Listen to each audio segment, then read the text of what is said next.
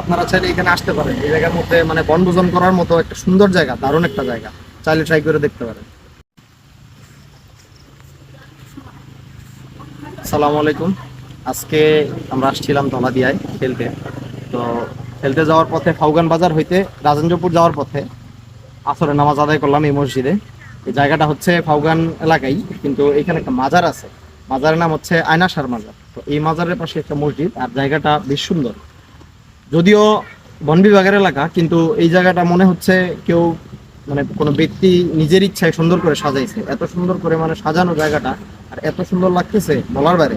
চারদিকে আপনারা দেখলে বুঝতে পারবেন। চারদিক দেখাও, চারদিকে কি অবস্থা।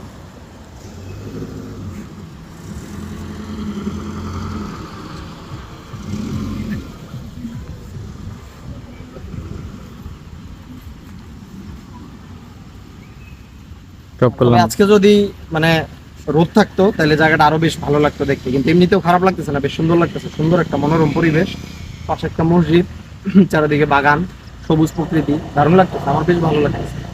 আপনারা চাইলে এখানে আসতে পারেন। এই জায়গার মধ্যে মানে বনভোজন করার মতো একটা সুন্দর জায়গা, দারুণ একটা জায়গা, চাইলে ট্রাই করে দেখতে পারেন।